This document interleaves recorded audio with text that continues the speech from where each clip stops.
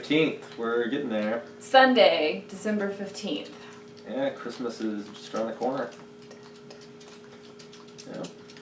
I always think of Christmas as Christmas Eve, but you think of it as Christmas Day, right? Yeah, I mean, my family, we celebrate it just any time of Yeah, the just year. whenever. Like, any day in the month of December, so... That's I guess, true. I don't know, I guess because everybody's always closed on Christmas Day, that's sort of how I think of it. Yeah, you did just say the other day that the best cup of coffee is on Christmas Day. Oh yeah, it's... Because you don't have to do anything. Yeah, phenomenal cup of coffee. Yeah, we always watch a movie, usually go to a movie. Last year was the day, we went to Vice.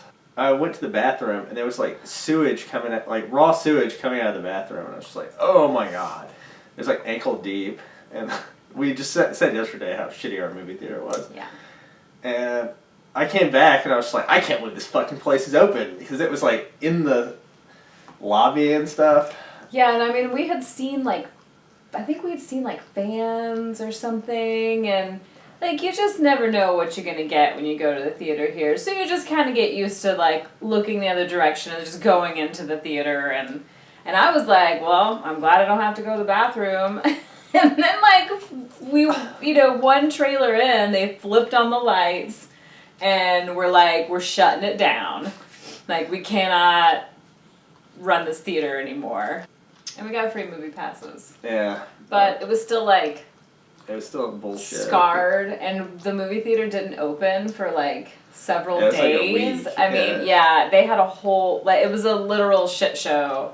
On top of everything else, people claim there's bed bugs and all sorts of things. But that is unconfirmed. Yeah, totally unconfirmed. The East Side Theater is the grossest. They replaced some seats, supposedly. There are 2 AMC theaters, and both of them are fucking bad. Like, it's amazing that we still go. I'm an A-lister. At a D-list movie theater. Anyway. All right. 15th? 15th. Yeah, we'll just do the old, I'll circumvent you here. Pull the tab off. Reach around. Sauvignon Blanc. What do you got? Is it a Belgian white? It's that Blue Moon-esque one. Sauvignon Blanc. So, the movie that we're going to talk about. So these movies, it's our, like, combined top 10.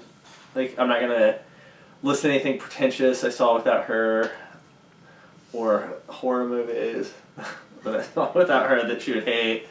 I don't have the memory for movies. I mean, I can watch something and 15 minutes later it's like gone. But I know if I really love something. And so the movies that we agree on and the movies that I can actually talk about are the movies that we have decided to choose as our top 10 for the decade. But they are all like they're all solid movies really that we rewatch. Good movies. Yeah. Oh yeah. Like movies like The Social Network aren't gonna be on there. But Midsommar. So at the end maybe I'll sort of go through some of the movies. Maybe you do yours that you wish that we had been able to do that I didn't either see or care about. And you can do some of yours too. Mm-hmm. There are a couple of Taika Waititi movies. Oh yeah, so speaking of Taika Waititi, my favorite movie ever.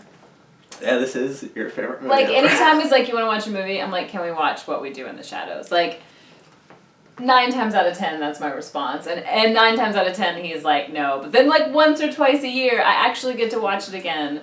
So, What We Do in the Shadows. Pretty much everyone is more familiar with Taika Waititi because of Thor Ragnarok. He directed that. I feel like this is a big movie. People are always... What We Do in the Shadows? Yeah. And it's got a show now. Even. Oh, well, yeah, since it's had a show. So... Starring Matthew Berry. Yes, so that's the other thing. Like, we're getting ahead of ourselves here. We won't even talk about the show. Really excited. Yeah, because the show... Yeah, okay. Movie. So the movie takes place in a flat. It is a mockumentary style, which Christopher Guest, I mean, I love Christopher Guest movies. So we can thank him for like ushering in that type of cinema, I guess. I don't know. Did anybody do it before Christopher Guest? Well, there's Spinal Tap. Oh, well. Yeah. Yeah. Well, anyway, so each vampire is like from a different time. And it's like this real world kind of like flat. And it's like Yeah, clashing personalities. very much so. And like when they get into arguments, they like hover in the air and like hiss. They turn into bats, and it is so tremendously funny and so enjoyable. And I like love Taika's sense of humor.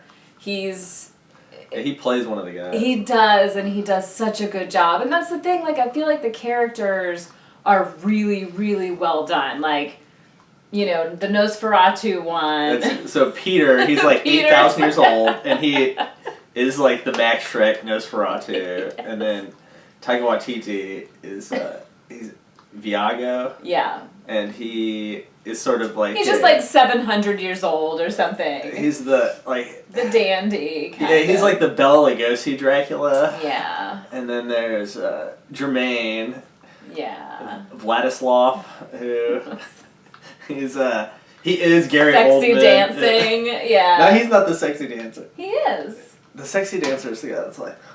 That's him. It is not him. Which one? That's the one that's like a lost boy. He's like a lost boy vampire. He's like he's the one that's like an asshole. The flat one bit. that Peter bit. No. Oh, okay. Well, Peter did bite him too. Okay, But Peter bit one of them, that's turning them Deacon. into So yes, Deacon. Yeah. He's my favorite. And Yeah. who I sort of so, so I always sort of identify with him. I wasn't going to tell her this. Well, And- cat's out of the bag. I had one of my roommates from college came, and he's out of control too. But like, basically, no one would live with me after sophomore year, so I lived with him. But sophomore year, they would call like flat meetings and stuff over some stuff I would do, and then I would like purposely misunderstand everything they were saying. It's totally something I would do. Not only is that something I would do, but that is something I have actually done, which is something that happens in the movie. They're like, "You're a cool guy," and he's like, "Oh, thanks. I'm glad you thought I'm Glad a cool to hear guy." I'm a cool guy. And they're like, "That's not the point. The point is you These bloody dishes. You've You not haven't done done the dishes in 5 years.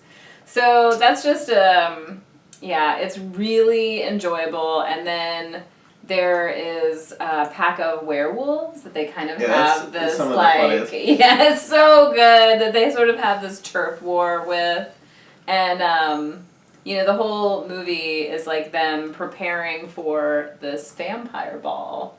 That is this huge event, and they need virgins to sacrifice. Yeah, so at one point they talk about why they like drinking virgin blood, and one of the guys is like, Deacon's just like, I think we do it just because it sounds cool.